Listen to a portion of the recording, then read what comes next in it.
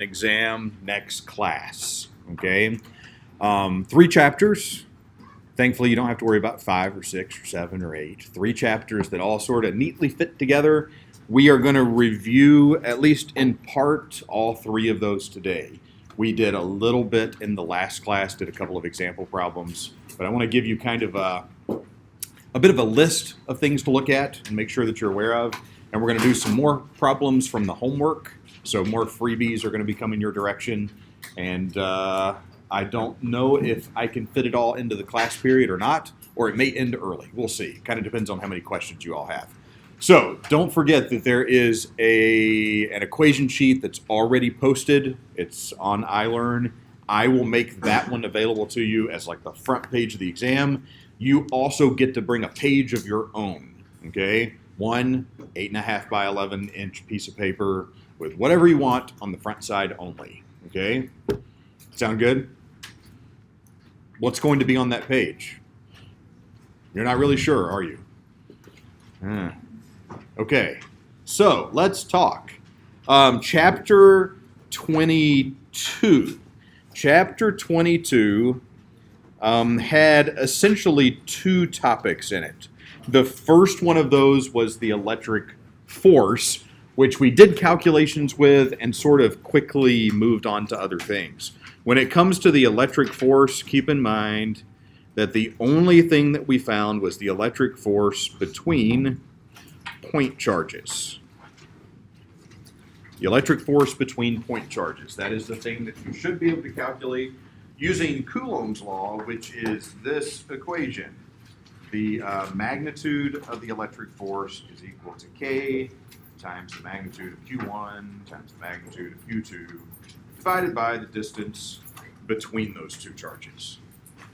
You should be able to handle that with 1 charge, well, 2 charges, or 3, or 6, or, okay, not more than that. Not 6 even, that would take way too much time, right? So calculations of the force between point charges. Don't forget that this is a vector, so you have to use all the vector arithmetic stuff.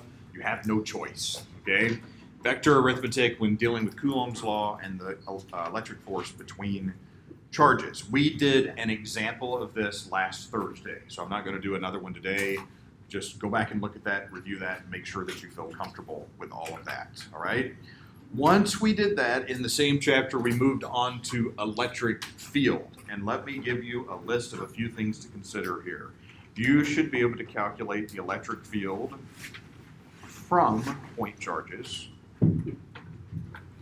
So we have an equation that allows us to calculate the electric field that's generated in the region of space around any given point charge. That equation is similar to what we just had. So the magnitude is going to be equal to K times Q over R squared. And remember that the direction of this is, let's see, the direction of the force on a positive charge.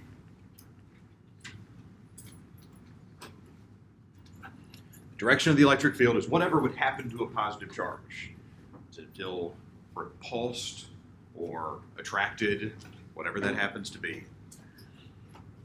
So don't forget, back on that previous slide, we have an equation there for the magnitude, but the direction is just given by attraction and repulsion, completely between positives, negatives, or like charges, okay? So electric field, you should be able to calculate from point charges. Direction is the force on a positive charge. You should be able to deal with the electric field from charge distributions. That is where the integration comes in. Typically in these problems, look for something to cancel out to make your life a little bit easier. Generally something that's going to be symmetrical and like all of the X components will cancel out or all the Y components. Something will happen typically to make your life easier because I don't really want to give you like terribly time-consuming problem, something that's going to take 6 hours, okay? We have a limited amount of time, so I need to give you a problem that tests your ability to do it while simultaneously not taking forever, okay? So I also can't really give you things that would require you to like look up a complicated integral or anything weird like that. It has to be something relatively straightforward, at least mathematically, okay? So when we're doing a charge distribution, if we want to use the exact same equation, we're going to use like a differential form and then integrate that equation. So it would look something like this. And if I wanted to find the electric field, maybe I modify it and it looks like that. So the electric field is the integral of dE, and dE is the integral form of what we had up there, where we break up the charge into little pieces of charge. Okay, let's see. We also have a relationship back to the electric force. And be sure not to forget that one. It could potentially save you an awful lot of time. So the electric force is equal to Q times the electric field. Yes, don't forget, let's put the top, the electric field is also a vector. So if a problem maybe had some point charges and said, find the electric force, find the electric field, please don't do all the work twice. I beg you not to do the work twice. You don't have to. If you know one, you automatically are one step away from the other one just through this equation, okay? So do all the work for either the electric field or the force, and once you have the total, just jump over to the other one using that equation, okay? Let's see, is there anything else I should add about that? Not really. I'll add here in the list field lines. And I don't think there's anything really to explain there. It's just like these are the vectors that are showing what the electric field looks like. Just maybe review what we did in lecture class about that. Just take a look at those particular slides. And then finally, we will say electric fields and conductors. You might remember we had a few different rules, like there is no electric field inside a conductor. It vanishes in the conducting material. And we also had a rule that the electric field is perpendicular to the surface of conductors. You can look back at that one slide we had about how electric fields behave when they're in and around conducting materials, okay? And again, we did an electric field example in the last class as well, okay? So keep in mind, chapter 22 is basically these two slides and what they refer to, and any examples, homework, practice, other things like that. But these are the things you should be focusing on, okay? Questions and thoughts and complaints, comments. More people are here today than some other days. What happened? I wonder what happened. I wonder if more people will be here on Thursday. And I wonder why that would be. Who knows? Who in the world knows? So if you take a look at these two slides, you will immediately see essentially three potential problem types, okay?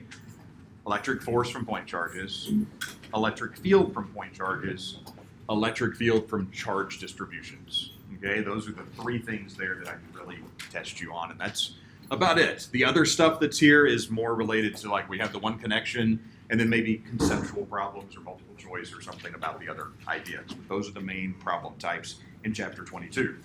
In chapter 23, we moved into electric flux. So let me give you that equation. First of all, there is our symbol for electric flux, and it is equal to the electric field vector dot product area vector, which, remember, is the magnitude of the electric field times the magnitude of the area times the cosine between those two vectors.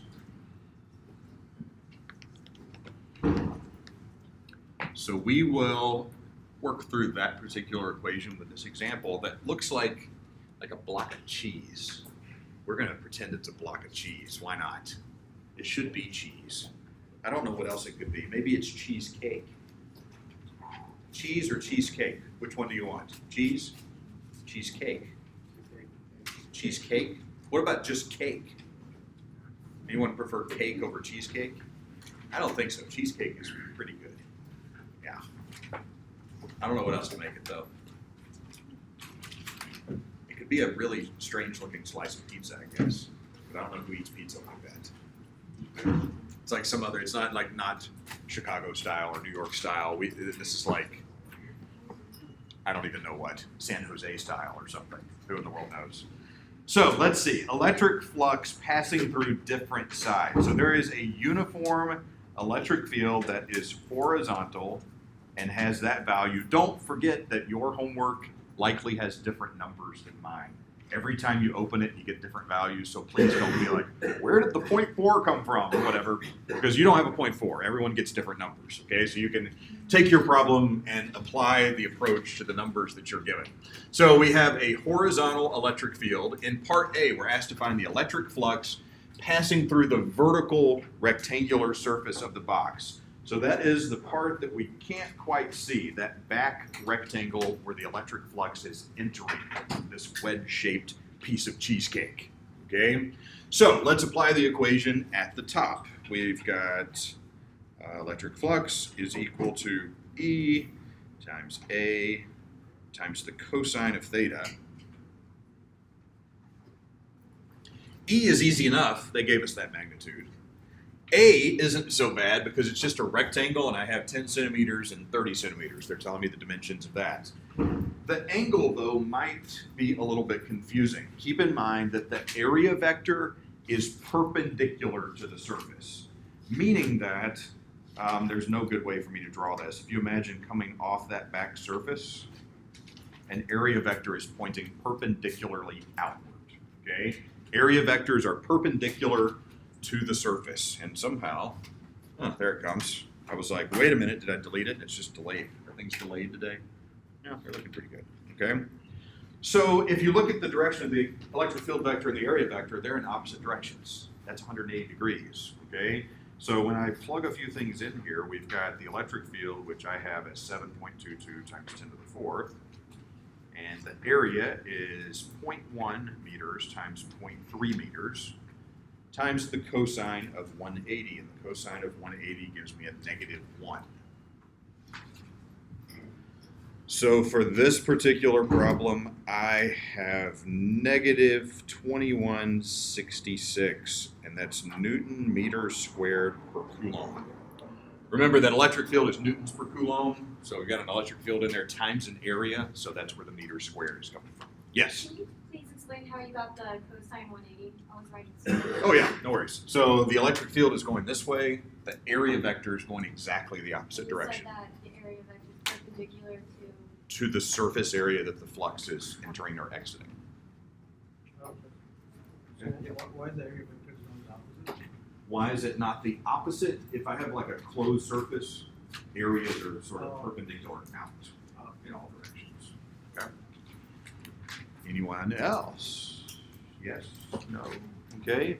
You will notice that I get a negative value for the flux if it's entering a closed surface. Okay? So negative flux when entering. I can't write today. A closed surface. Right? Negative flux will appear when entering a closed surface. So you'll notice when in part B they ask us to calculate the electric flux through the slanted surface, you can see the electric field vectors are coming out. Well, we're going to get a positive value from the equation, but also anytime flux is exiting a closed surface, you should get a positive value. So positive flux when exiting closed surface. All right? I feel like there's nowhere I can stand. I'm in people's way no matter where I am. So the rest of the class, I will be here. That would be a little bit awkward. I should do it anyway, don't you think? Yes?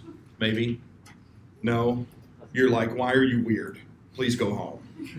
I understand. Yes. Okay. I'll come back, I guess. I think over here is where I have to stand. But it's like, ooh, wait a minute. There's simultaneously a breeze and the heat from the sun. I can't tell if I'm hot or I feel good. I think I'm hot. It's too much over here. I can't be over there. So is this the one place I'm allowed to stand where I'm not in anybody's way? Or maybe in the hall?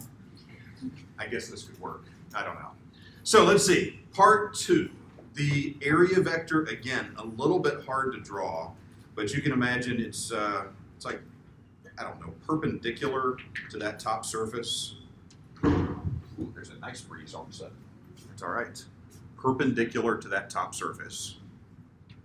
So what is the angle between the area vector and the electric field vector in this case?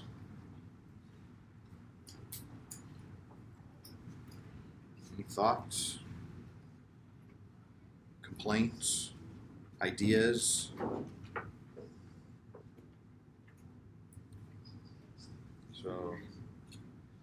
So that way is going here. It is going to work out to be 60 once again, isn't it? Yeah.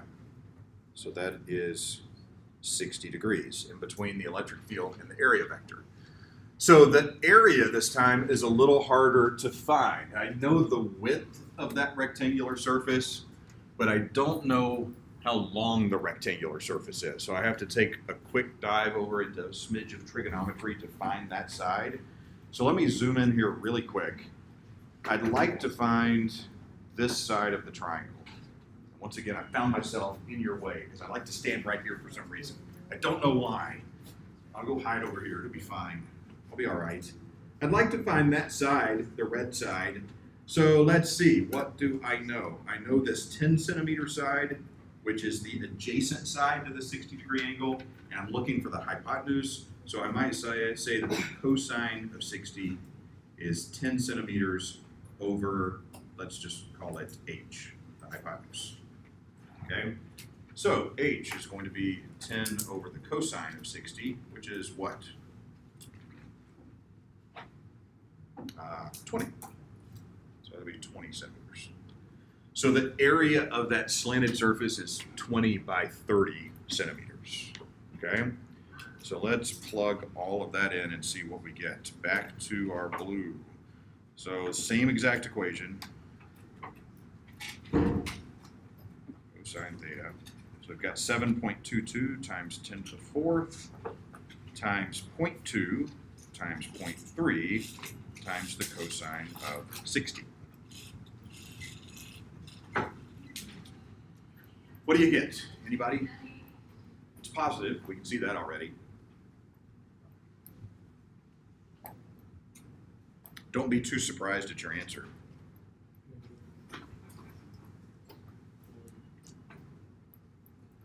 Anybody?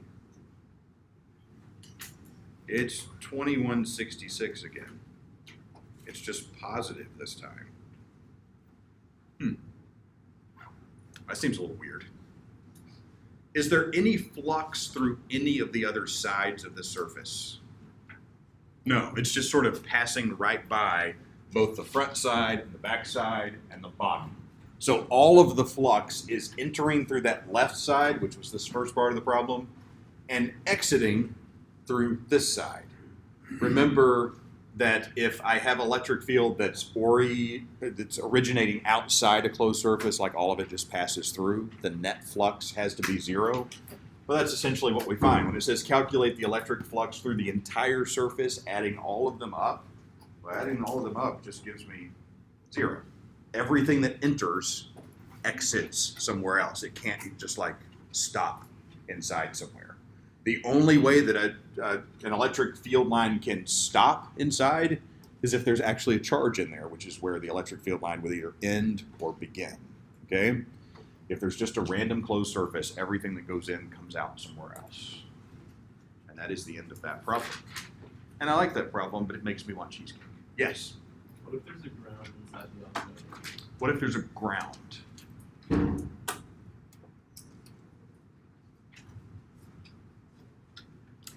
Flux would still be flux. And nothing's charged here, nothing's... The amount of flux is sort of independent of that. There doesn't even necessarily have to be a surface there. You can calculate flux.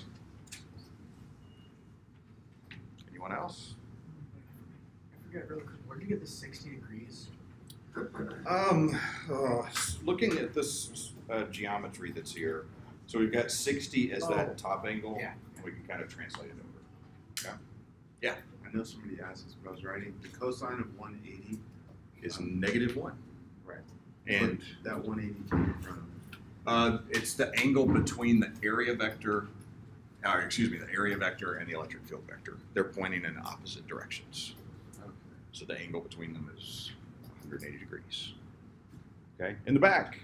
Yeah, you know how we got the width of the other, we're looking at for part B? Uh-huh. You use cosine 60, why specifically cosine 60? Cosine 60. So the cosine is part of the equation. The 60 is the angle between A and E. Between A and E. So A is perpendicular to that surface, and E is going directly across. Oh, So the angle between those two is 60 degrees. Okay? Let's go here. How'd you get the 60 again? The 60 is the angle between E and A. Yes, how'd you get it? How'd we get it? Let's see. So we could work through a few different things here, and it's kind of hard because it's a perspective sort of thing, which makes the angles a little hard to see. Let's see. So if you were to imagine that this is actually perpendicular to that surface, so this would be 60, and we could draw some other lines in here. Let's see. Maybe it would help if we just drew this. Let's go to the side directly. So this is a 60-degree angle. Area is going up this way, and this is going across like that, if we look at it directly from the side. So let's see. Somebody help me here. We know that this is going to be 60, but how do we get to it? That would be 30, and then this is 90, and now I'm getting lost in my own geometry.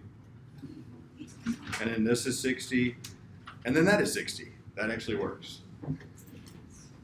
Yeah, just keep drawing angles, and eventually something comes together. Yeah, that's a terrible little diagram, but it worked. Yes, you were next. So is the direction of the electric field going to be the same for each part of this problem? So say if we were going to calculate the flux through the bottom of the box, then we would have cosine 270? If we were going to calculate it through the bottom, it would be cosine 270, which is going to give me a 0. Okay. Yeah. So we could calculate it for all the other sides, but you're automatically going to get 0 because it's perpendicular. A and E are perpendicular. Who else? Good. Lots of good questions. All right. Let's move forward and do what you've all been avoiding, which is Gauss's law. So I've got 2 Gauss's law problems because I know you all love it so much that you really, really, really want to learn it, or maybe it's because you're scared of it a little bit and I want to just give you a little more experience, okay? So Gauss's law, you might remember maybe in your nightmares, I don't know what that equation looks like, E dot dA is equal to Q enclosed over epsilon naught. I hope it's not part of your nightmares, but part of your dreams, and your ambitions, and your hopes, and everything that you love in life is wrapped. Okay, that's too far. I take it all back. So in this particular case, we have the charge per unit length on a long, straight filament. They're trying to say just something really long and skinny that's just a bunch of charges lined up, such that we have what might be a linear charge density. They actually tell us how much charge is on this filament, okay? So if we were to draw this, maybe it's just like, whoa, a line that goes like this, and there's no good way for me to put a bunch of charge on a line, so I'm just gonna draw it kind of right next to it. Notice the total charge is negative, so it's like this thing has a bunch of negative charge all along it. It's a long, straight filament with a total amount of negative charge equal to that number. I would like to find the electric field 10 centimeters away from the filament. Doesn't matter which direction. If I go 10 centimeters away in any direction along the side, it's going to be the exact same value. Notice it says distances are measured perpendicular to the length of the filament. So in other words, I want to go out to some radius. Let's go to a different color. Out here. And at some distance r that's given, I want to find the value for the electric field. Now remember, electric field is the direction that a positive charge would be pushed or pulled. If this whole thing is negative, positive charges are going to be drawn to it, okay? So you might imagine that the electric field looks something like this. It's just pointing in like so in all directions. That is what the electric field looks like. And if I were to tip this thing sideways and maybe just look at the end of the filament, and there's no good way for me to draw this other than just putting basically a dot and a little negative next to it, okay? We're tipping it 90 degrees, so you're looking end on. Well, then the electric field is pointing in radially in all directions. Okay? Everybody can see the two pictures? You're okay with that? Maybe a little bit, perhaps? And we are going to be going to some distance r away from this and trying to find the value of the electric field at that location.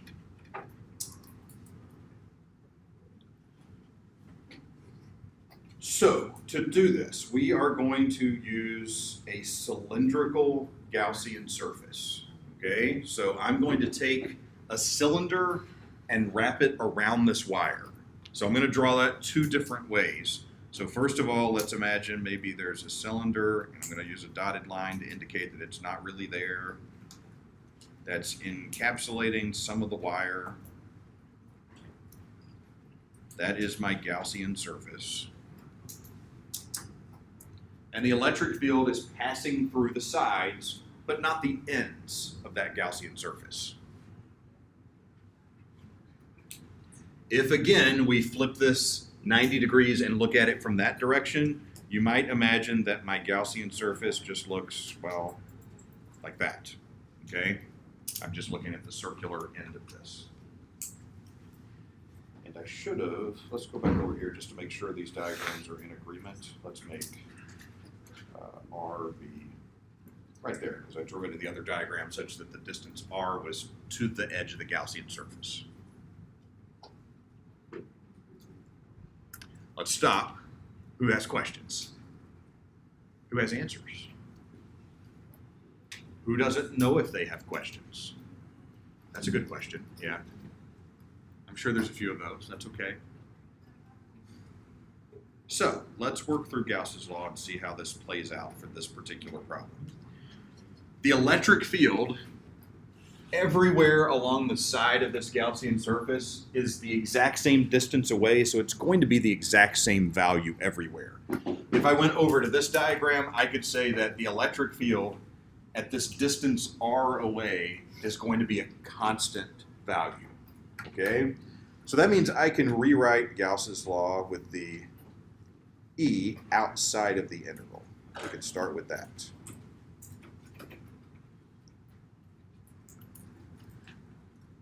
This integral, this closed surface integral of dA is just asking us to find all of the surface area, okay? Well, the surface area of this includes the side that wraps around it plus the two circles at the end. The thing is, none of the electric field is actually passing through the two circles at the end. So the only thing I need to consider is the side of the cylinder. And if you unwrap that, it's basically a rectangle, okay? So that total surface area is E times the circumference of the circle times the length of the Gaussian surface, which is the length that I'm enclosing. Okay, so this is essentially width times height, if you wanted to think about it that way. It's the dimensions of the rectangle, the area of a rectangle, right? We should add down here that there is flux through the side, but not the ends. Otherwise, we'd have to include the surface area on these two sides as well. But nothing is passing through the end, it's just passing through the side. So that takes care of the left-hand side of the equation. Q enclosed is not the total Q that's there because I haven't enclosed it all. I don't know how long this filament is, so there's no way for me to say like, oh, well, let's just make my Gaussian surface big enough to enclose the whole thing. I don't know the length. It's going to cause some problems. So instead, we're going to use a charge density. Your question. What does the bottom say? It says nothing good because it's off the screen. Tell you what, I'm going to try to move it up here. There we go, but not the ends. Through the side, but not the ends. My apologies. I forget when things are off the screen. So you may remember that we can use a linear charge density, which is Q over L, or we can express that as just Q enclosed over L enclosed. And then we'll rearrange that and plug it in here.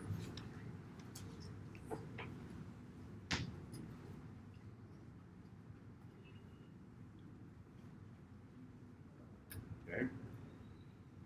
So let's see, this is going to be lambda times L enclosed over epsilon naught.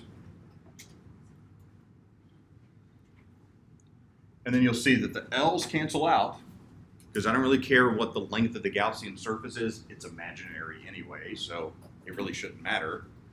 And then we'll solve for the electric field. So let's do that. So we've got E is equal to lambda over 2 pi epsilon naught R. And I read that number at the top wrong. That's not charge. That actually is charge density, charge per unit length. They gave us charge density. So that is going to be 89.8 times 10 to the minus 6 to convert it into coulombs. And into the denominator, we have 2 times pi. Epsilon naught is, somebody remind me, 8.85 times 10 to the minus 12. And the distance R we're looking at is 0.1 meters away.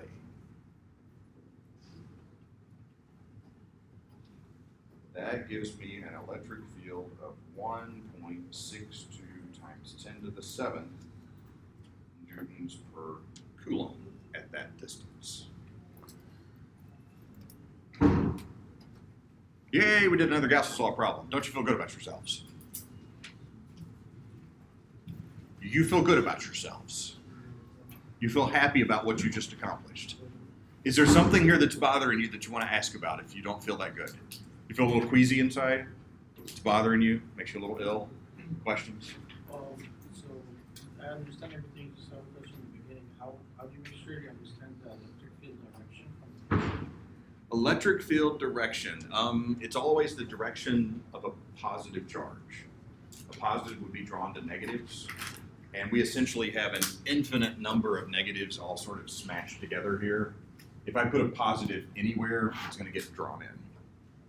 If I put a positive here, it's going to get drawn in. If I put a positive on the side, it gets drawn in.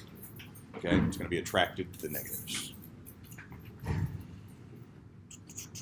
Looking for more questions. Let's do one more maybe. Yes? How'd we get?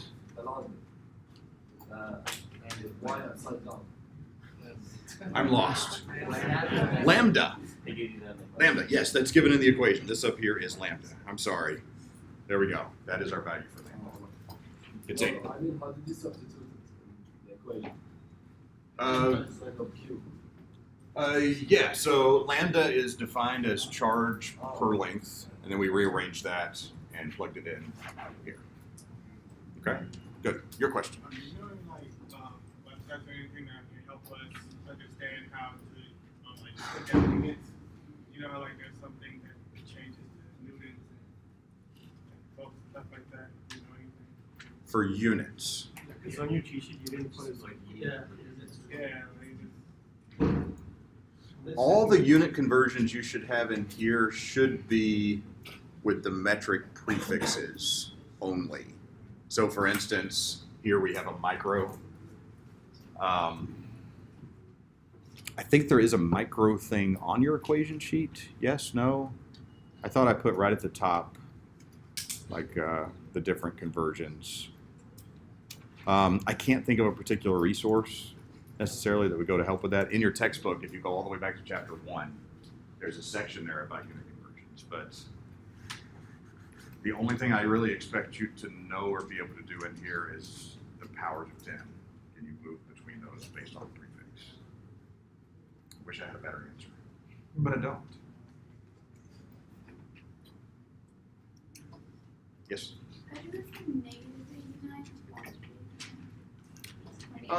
The negative sign was just to help me determine, like, these are negative charges so that the electric field will be pointing in.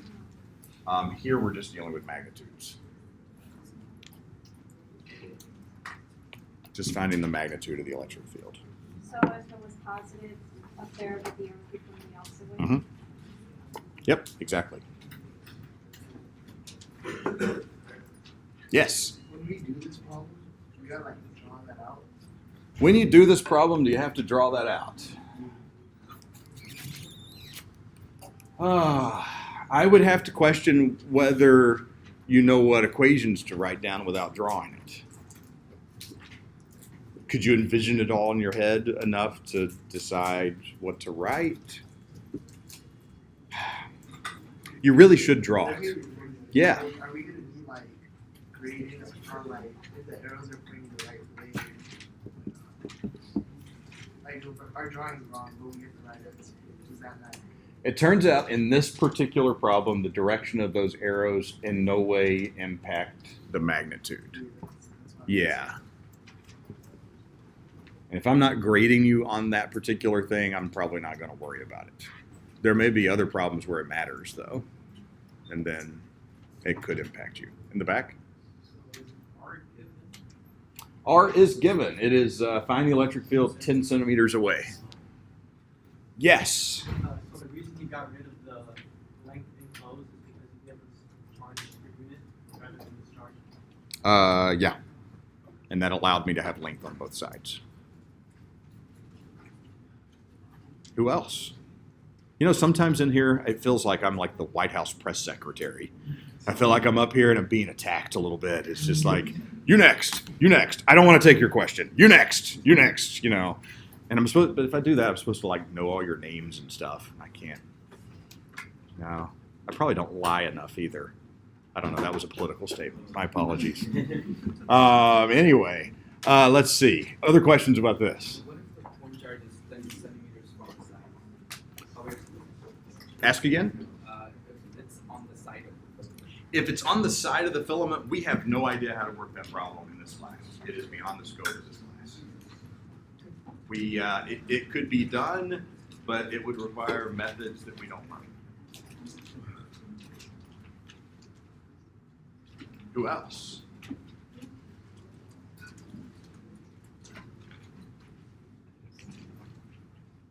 Yes. So is there any problem where we have to include the flags of all the sides in the ends? Trying to think if we've done anything like that, where you'd have to include all the sides. I feel like in all the geometries we have, some of the sides have to have it flowing past. Because typically, some side is going to be perpendicular to some other side. And that just by necessity means something's going to be perpendicular. Yeah. And just making sure the flux in the situation is terminating in our calcium. The flux is terminating at the filament. Yeah. Who else? Yes. Is the epsilon always 8.85? It is. That is a constant. It should be on your equation sheet already. Hopefully I put that on there as well. Starting to get a feeling like you're stalling. You're like, make him go slower. Like I'm still writing over here in the back. Just ask questions. Like I don't know. Is there more? There's more questions like that. Ooh, good questions. I like all the questions. Let's do another Gauss's law problem. All right. From the homework, a solid conducting sphere. So you get to see more of my beautiful artwork. This one is going to be even more messy than the last one. So prepare yourself. Okay. A solid conducting sphere of radius 2 centimeters has a charge that's given. If it is a conducting sphere, where is all that charge going to be? It's going to live on the surface. It can't be on the inside because it's all going to repel each other and get as far away as it can. All right. So let's start by drawing that. Let's see. A solid like this. So I'm going to kind of represent it with some lines here to indicate that it's solid. And it has some positive charge that lives on the surface. Okay, and we know how much that is. We have a given value there. Let's see.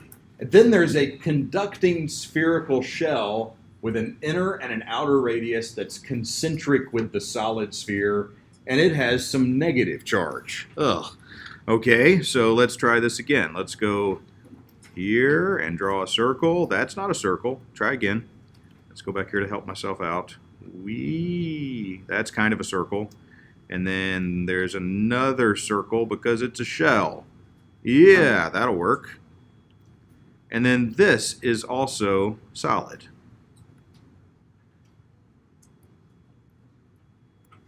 Okay, so there's a solid sphere and then a spherical shell around that that has a thickness of 1 centimeter. There's a difference, 1 centimeter between the inner and outer radius. So don't think that it's like the last problem where I'm looking at a cylinder on the end. This is literally spherical. We're just taking a slice through it so we can kind of see everything that's happening. Okay.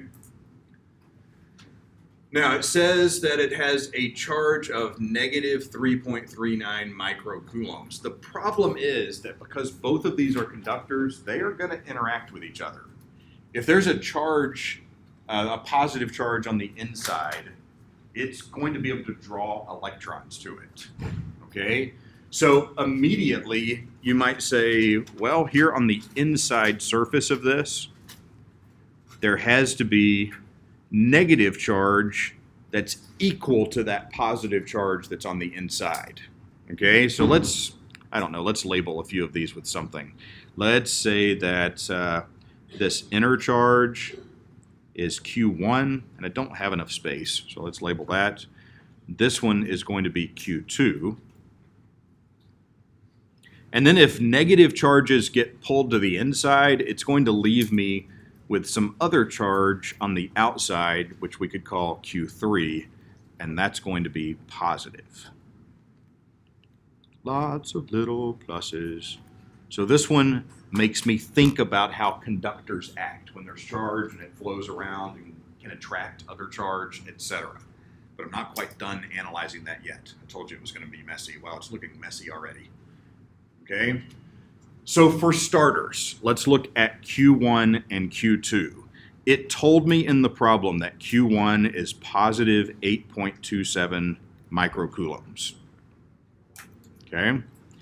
That's going to draw an equal amount of charge to the inside surface, which I labeled Q2, and that's going to be equal to negative 8.27 microcoulombs. That's the starting point. Okay? But notice, it said that the shell, prior to any of this happening, already had a net charge on it of negative 3.39. Ooh. So, what does that mean? What we could say is that we could say that negative 3.39 is going to have to be equal to Q2 plus Q3. Let's stop there and absorb that for a second. Absorb the charge. Let it wash over you. There's two surfaces on that shell. There's an inner and an outer one.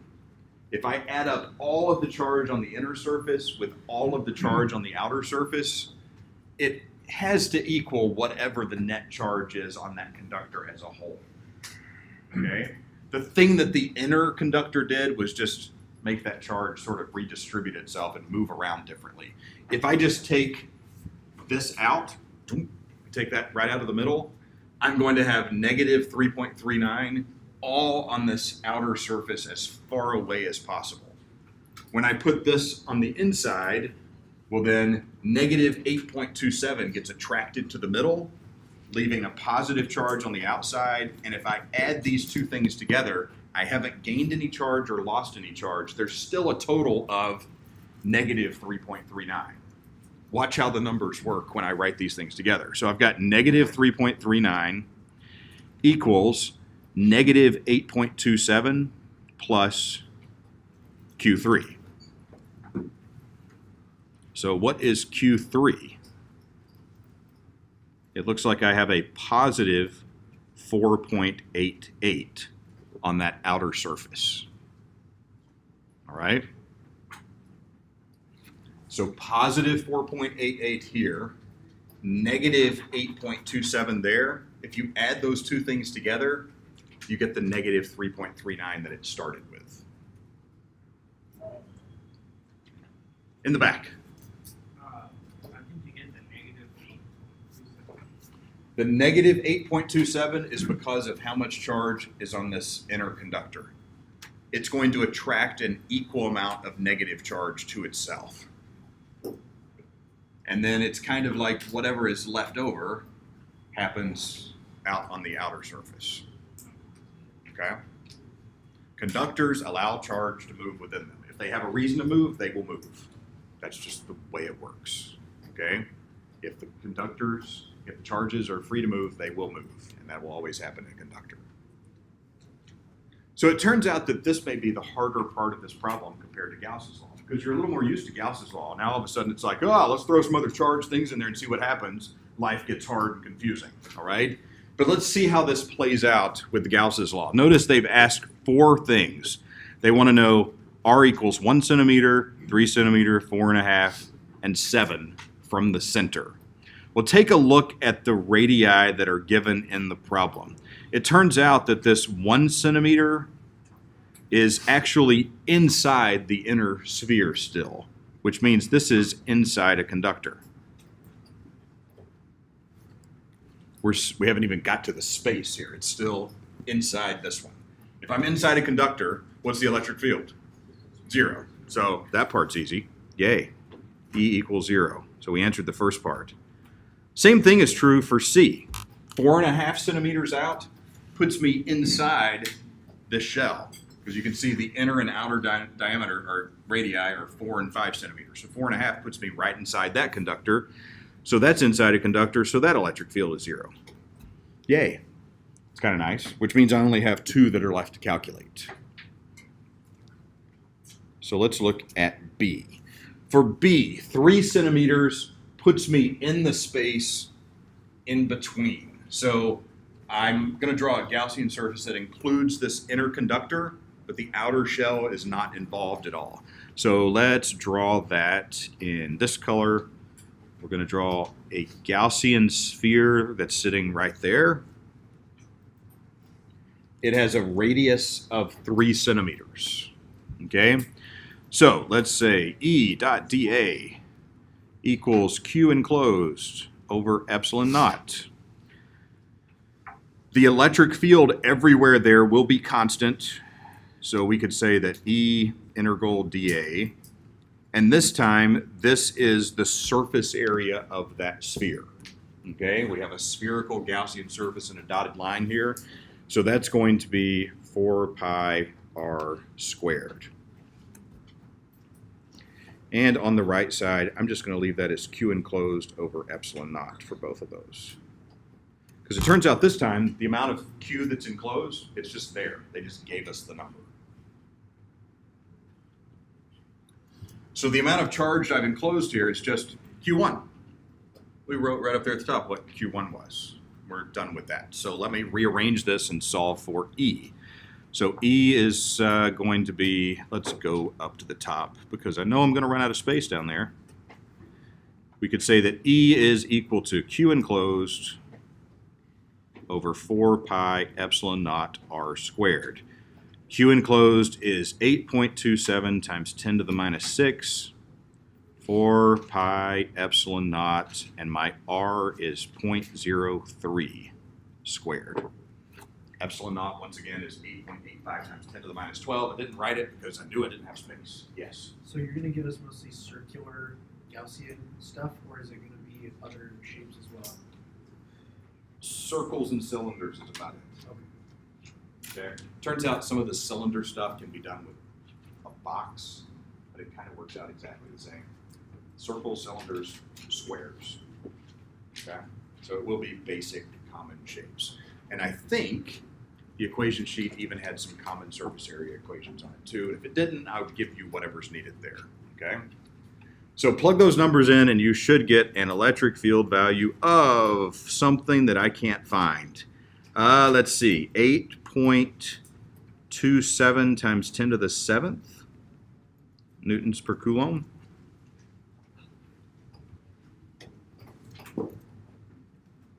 The only difference on part C is how much charge got enclosed. And, well, If I go to the outside at 7 centimeters, I've enclosed all the charge, right?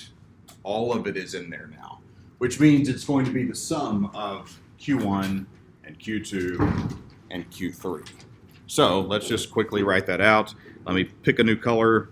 Let's go all the way out here for part D. So for part D, let's just start with the exact same equation. E is equal to Q enclosed over 4 pi epsilon naught r squared. But Q enclosed is Q1 plus Q2 plus Q3. And R this time is 0.07. Those are the only things that change. If you can figure out where the Q is going and get the thing started, at that point, everything sort of falls into place. It's just how much charge are you enclosing. So for this answer, I've got 8.96 times 10 to the 6 newtons per coulomb. Okay? Let me step to the side and see if you have questions once again. In the back. So the 4 pi, is that a constant? That's the field? This 4 pi that's in the equation, it's coming from the surface area equation for a sphere. 4 pi r squared. So this is surface area of sphere. There we go.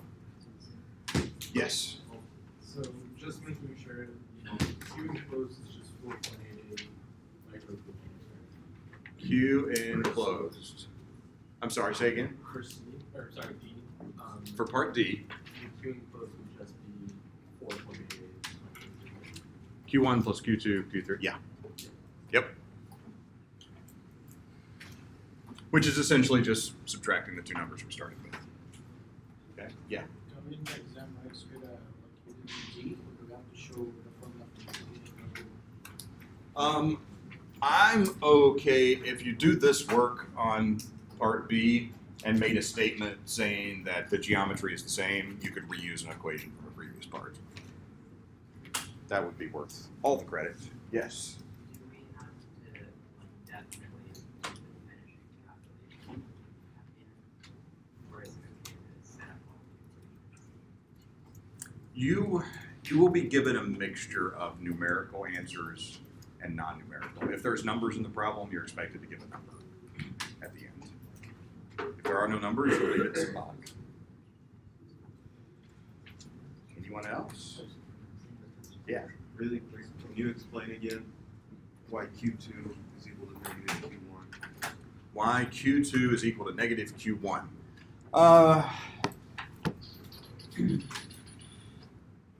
If I have a conductor that's surrounding some charge, anytime if I bring any conductor near some charge, electrons in there are free to move around at will.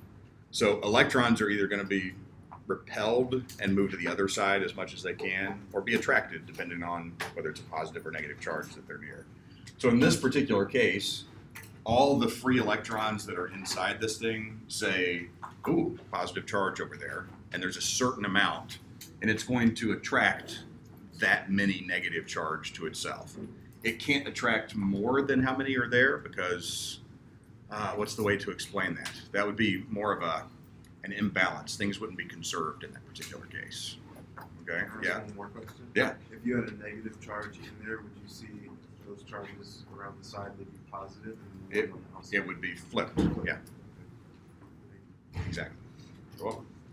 Who else? Anybody else? Doesn't it kind of feel like this exam has been approaching for like weeks? You know, like almost like we finished the material and then it was like an exam is coming and it just won't ever quite get here. You don't feel that way? That's just me. You're like, I hope it never gets here. Ever. Look, the sun is starting to set. It's like, you know, darkness is upon us. The exam is getting here. Yes. How is the field of C zero? How is this one zero? Yeah. 4.5 centimeters away from the center puts me right in the middle of that. so that I'm in a conductor. Electric fields in a conductor are 0.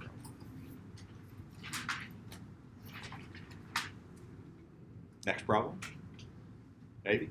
Yeah? Okay. So we did a couple of Gauss's laws. That finishes up chapter 22 and chapter 23, first 2 chapters. Everything that's left here is in our most recent chapter, which involves potential, which is a scalar, which is fantastic. Okay? So, first the thing that was in this chapter was electric potential energy. Electric potential energy can be written this way. The difference in electric potential energy is equal to the charge times the potential difference. Remember that a charge possesses electric potential energy.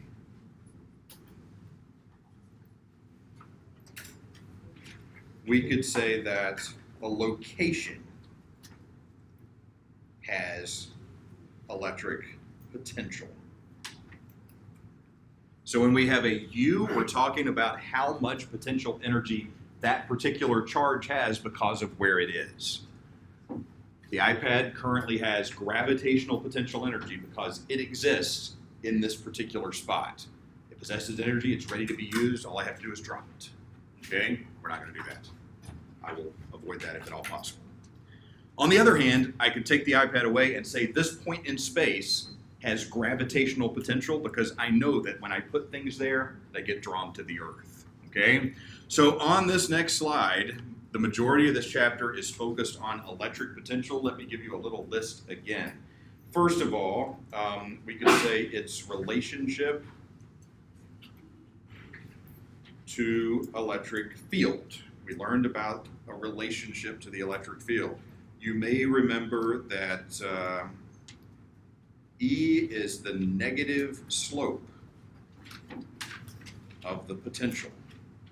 And we had all those diagrams that sort of express that. As the potential changed in space, the electric field sort of pointed downhill, you might think. Okay, it's the negative slope of the potential. So that's one thing you should know something about. Second of all, finding the electric field from the potential and finding the potential from the electric field. We have some equations for that. So first of all, E is equal to minus, we could say delta V over delta L, which first of all goes back and points to this first one. You can immediately see that that's a slope. It's a negative slope of the rate of change of potential. We could also express this as a derivative if we went to a particular point. So negative dV dL. Or we could take this and rearrange it and get an integral and say that the difference in potential is equal to minus the integral from point A to point B of E dot dL. Essentially, that is just rearranging that equation and integrating to make it go the other direction.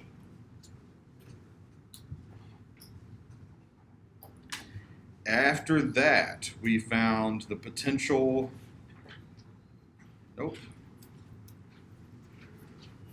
from a point charge. You may remember that is V is equal to KQ over R, and it is a scalar. So you can just add things up. Q can be positive or negative, so V can be positive or negative. And it's just an amount. No vector addition required. We also did potential from charge distributions. Potential from charge distributions. And for that, we use basically the same equation, except we express it this way by breaking the charge up into little bits, such that if I want to find the total potential, we integrate that equation.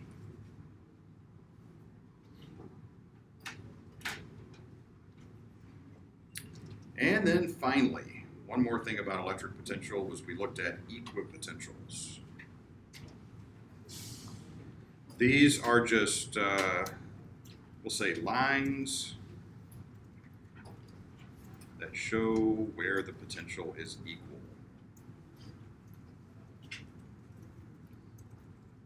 And don't forget, these are always perpendicular to the electric field. Always perpendicular to the electric field.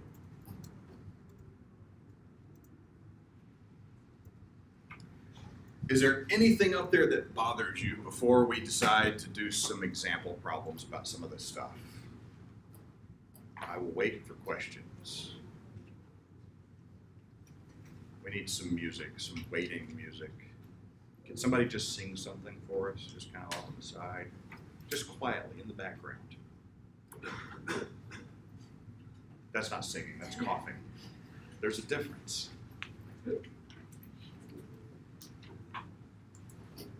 Anybody? Anything? Okay. Let's head over to the next slide. This will be relatively quick. It's easier than it looks, perhaps, right? It says the potential in a region between 0 and 6 meters, there's just an area of space in one dimension, has that potential equation with those particular numbers. Let me just write that equation out, plugging in the numbers. Yes. Trouble? Question? No? Nothing? Did I think I hear my name and I'm just inventing things now? No, maybe not. I don't know. All right. So we're going to write that out. We get V is equal to 11.4 minus 7.10x. That is the equation. You could plug in different values for x and it tells you what the potential is at those points. So it's just a one-dimensional potential. So you can see part A up there. There's not a whole lot going on. It gives you 3 different values for x. All you have to do is plug them into the equation. Ooh, that was fun. Okay. So let's see. If I want to find the potential at x equals 0, well, I've got 11.4 minus 7.1 times 0. That looks a whole lot like just 11.4. I think you can perhaps do that. Yes. Plug a number into a function. That shouldn't be too bad. So this one is at x equals 3. So that's 11.4 minus 7.1 times 3. And you get the idea. All right. So this one is going to come out to be negative 9.9. And in the next one, we're plugging in 6. So same idea, but you should get minus 31.2. So now we know the value of the potential at like different points in space because we were given a function that tells us that. All right. This also allows us to find the electric field. If I know how the potential is at different points in space, I have an equation that allows me to find the electric field at different points in space, which is just the negative slope or the negative derivative. So we could write the electric field as minus dV dx instead of dl because everything here is expressed in terms of x. So we're just dealing with one dimension or one direction. So let's write that out as d dx. I'm going to plug in my potential equation, which looks something like that.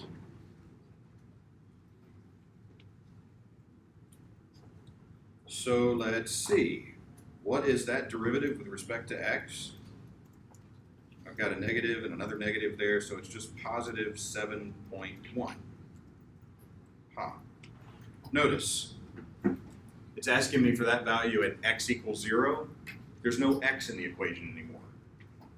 Okay, so it's just 7.1. It's constant, which means that if I try to plug in x equals 3, there's no x left in my equation. It's the exact same value.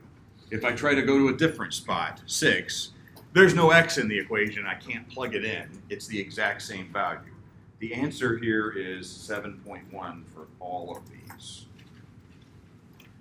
The process would be the same. If perhaps that equation had an x squared, so that when I took the derivative there was still an x, I'd just plug in the x values and see what I get, okay? There's one last thing that's asked here. Notice it asks for the magnitude of the electric field, but also the direction of the electric field in all these cases.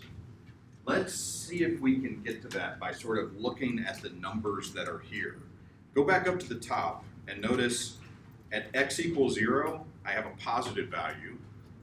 And then 3 meters later, I have a negative value. And then 3 meters after that, I have even more of a negative value.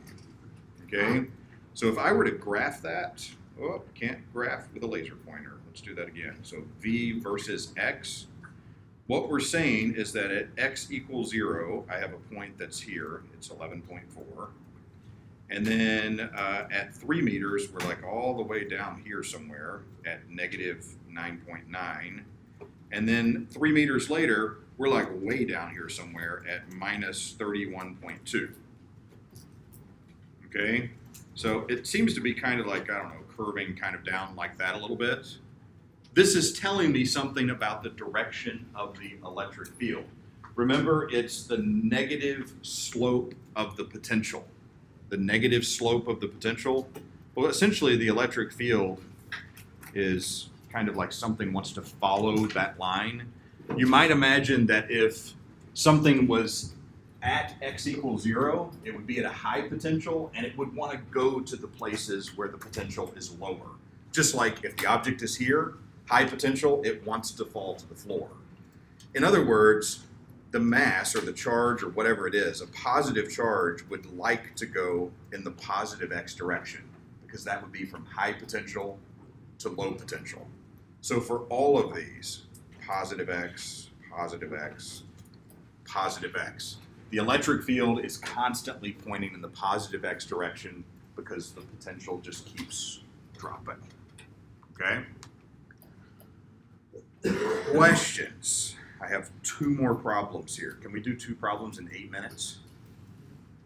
Your question. Why is it negative dv over dx? Why is it negative dv over dx? Just the negative. It's a given equation that we didn't derive. So I don't know that I can answer the why exactly. This is negative.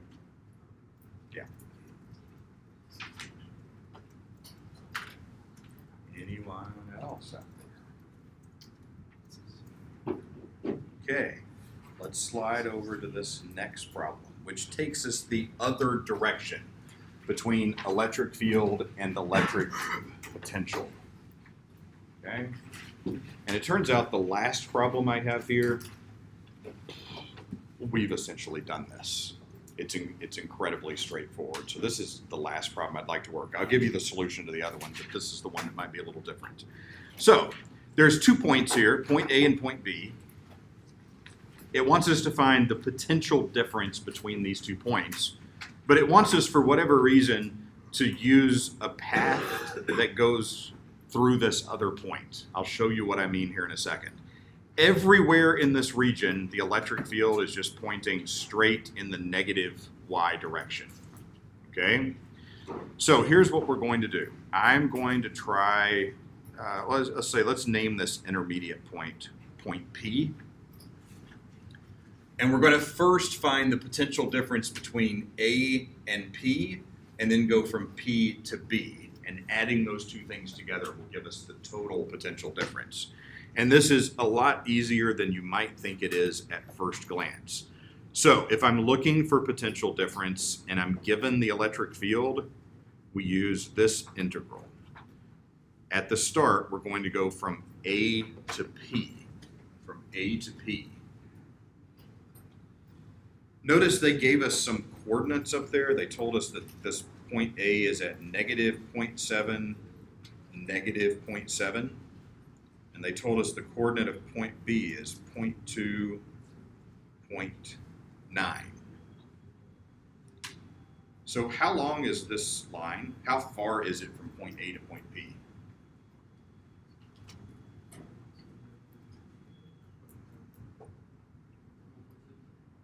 How far is it from point A to point B? You have 0.9 plus 0.7. Right? It's 0.7 below and 0.9 above. So that whole line is 1.6, right? How long is this path from point P to point B? No. This is like 0.9? 0. 0.9, yeah. Okay, so those are how far those two paths are. Let me show you how we use them.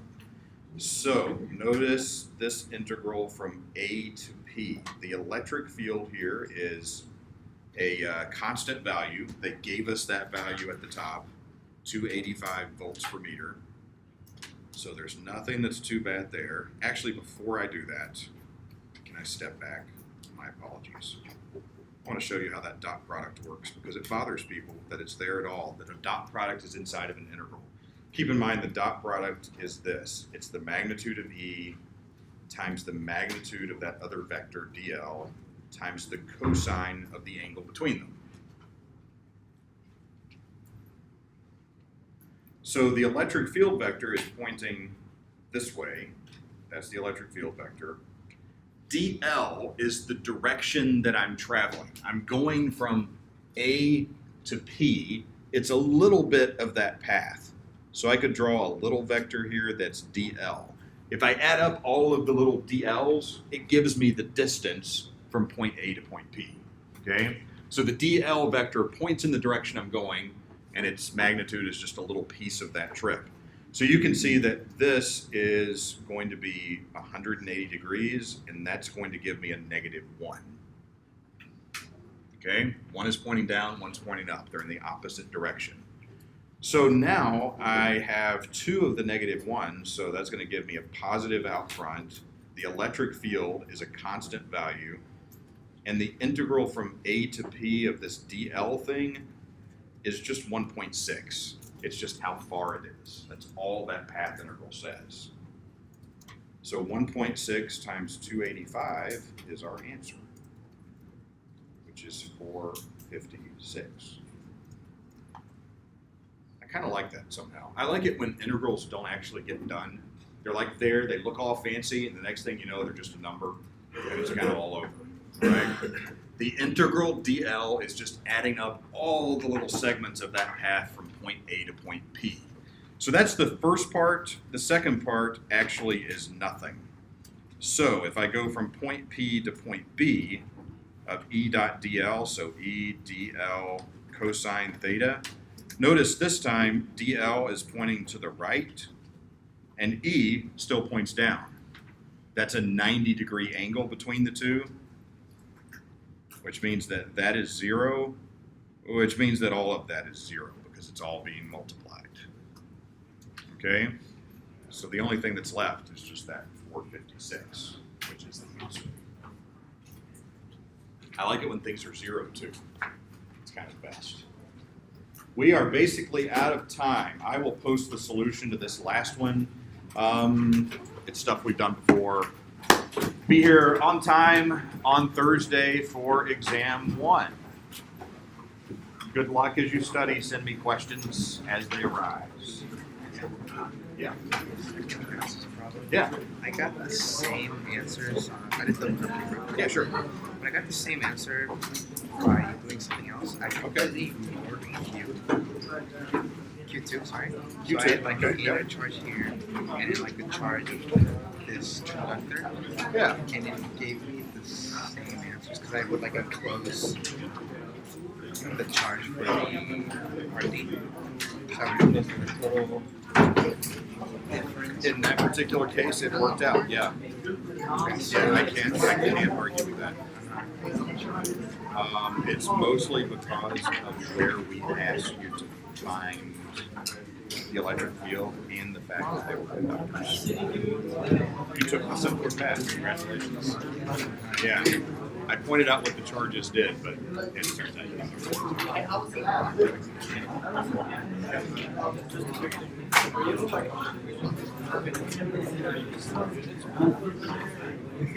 the units for the electric field. You can write them on your own page. That's why I was asking. Just the unit on my page. No, but you can put it on your own page. Okay. It's not that many things. It's like yes. Question? Let me stop this recording. It's been going long enough.